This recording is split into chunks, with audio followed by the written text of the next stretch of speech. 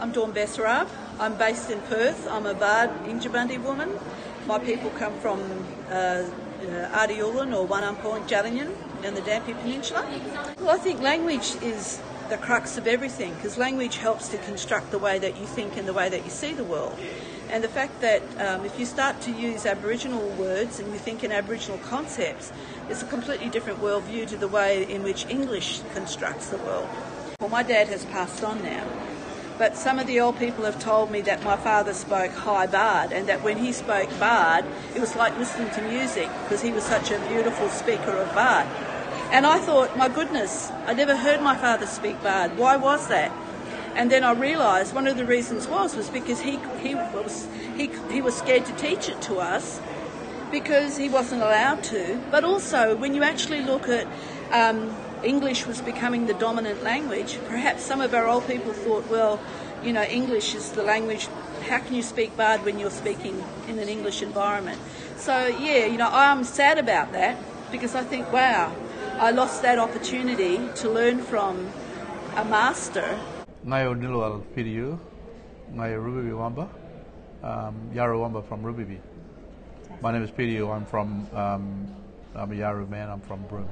The power of language. Why is it that we actually, as Indigenous peoples, need to be reclaiming our languages and maintaining them?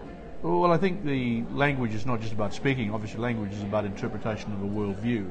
You know, that has its kind of foundations in culture and kinship and knowledge of the customary and traditional stories as to the kind of, you know, the time before time, what we would call a bugaragara. It's just kind of the question of the kind of mythological and beings that are real beings that give us our language, give us our belief systems, give us our value systems, our kinship systems. We have a great sense of diversity in our own Aboriginality, but it doesn't make anyone less Aboriginal. It doesn't make anyone just because it's no fault of their own. They can't speak their language.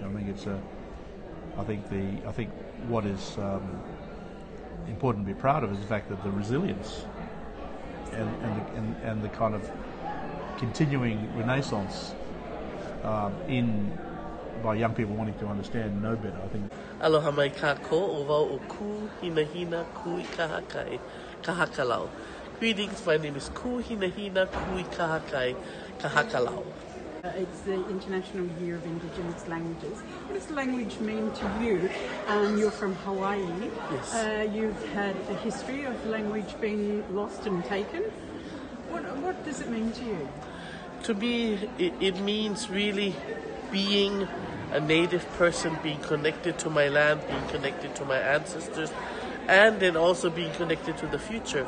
Because in order for us to really have hope for the future, we have to know the past. And the past is our language. The language explains who we are, how we think, why we do the things we do, what is important to us, what our values are. Iwala, Vicki Saunders, Naya Gungriambi, Na Nula Nugala, Yantalelu. Hi, I'm Vicki Saunders. I'm a Gungri woman from southern central Queensland, and I have just said, I see you. I use that phrase to mean I see you, I see all of our ancestors, I see you and I acknowledge your existence, and may peace be within you. For me, I come from a strong tradition where we focus on keeping our language alive as much as we can, and I've been told by my aunties to use language wherever, whenever we can, so yeah, to keep it alive. Like in the research that I do, I insist on using language words to open up a space in the more research-oriented languages we have to use. So, for instance, I've introduced a word into a body of work that I'm doing at the moment, monitoring the well-being or measuring the well-being of Aboriginal children, right? Or Aboriginal Torres Strait Islander children. So I introduced some words to mean, so Yimbaya Yarana Undanu. So those words open up a bit of space for me to talk to it in a whole other way, which means listening to the sounds of children's laughter. So in the data that I'm looking at and analysing and trying to create measurement frameworks around, I'm listening for the sounds of children's laughter in that data, not their unwellness, which is what we traditionally measure and count in this space. My name is Jenifer Darr. I'm now running my own consultancy business, But more importantly, I am a Yuwibara woman from central Queensland in Mackay region, and that's my dad's country. They were rounded up and placed on the biggest Aboriginal reserve in Queensland in Mackay in the late 1890s. And my great-grandmother knew her language. My grandmother knew her language. And my dad never knew his language and couldn't pass that on to us as his children. And I know for me that language is core and centre. It is the stuff that grounds us. It is the stuff that allows us to be who we are. It anchors us back to our being within that whole entire setting. It's the stuff that gives us who we are. I believe that it's the responsibility of federal government. They were the ones who introduced the policy way back when. And it was a systematic attempt to annihilate who we are. And so therefore, I believe that it's their responsibility to actually come, have a conversation with us about how we, together, restore language back in those First Nations people who don't have a language and would like to restore language. I think that would be a great first step forward.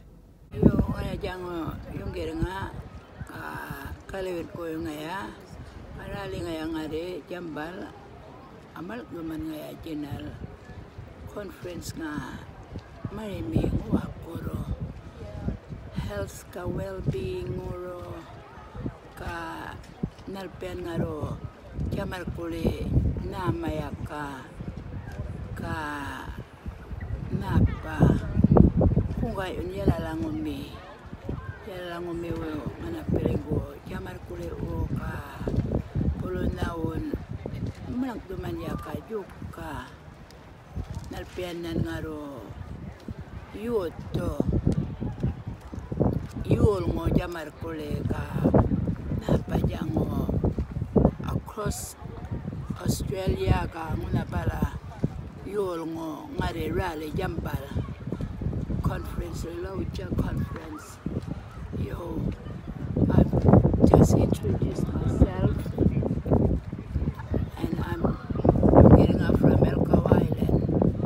There is a lot of languages at my community.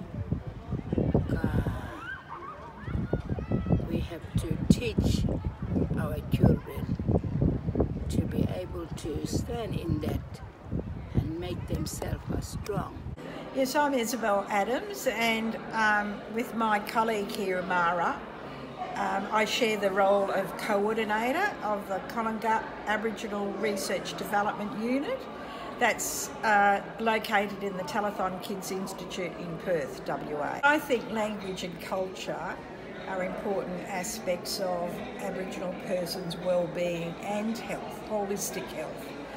And like Mara, I wasn't able to learn my vernacular language because I didn't live on country, and I was raised in a time when speaking your own language was not allowed. However, we now have rejuvenation of language over many years, and I feel that it's important where there is language and country, and particularly in a lot of our remotes and regionals and even urban situations, children should be encouraged, and there should be a program of learning about their culture and language as early as preschool and kindergarten years. You know, it's one thing to speak language, which a lot of people, I should imagine at this conference, don't speak their own language, but I think we also have to be cognizant that we speak a language that community people can understand, because as Isabelle said, we work with researchers and we're always telling them that they need to have a plain English translation of of their research, because sometimes researchers and clinicians and scientists get carried away with the jargon that they use in their different areas, and so I think we need to get back to the very basics of speaking good everyday English that people can understand and that you can communicate more effectively with. Otherwise, it just means then that there's this tendency to mistranslate messages that community people are giving us. Nhiều bên mắc ngara yako Alice no nora middle name yarako makarairo ka where I come from is North Tizanamland Kapoyak. We've got a lake there. There are 200 people lives there. When I'm doing a play with the kids or doing a writing with the kids in our school, or helping families to take the children to the clinic, we're painting them with resilience, we're painting them with confidence, we're painting them with identity, with literacy and science, and the information, knowledge, and painting them with numbers, because we're preparing them to be a strong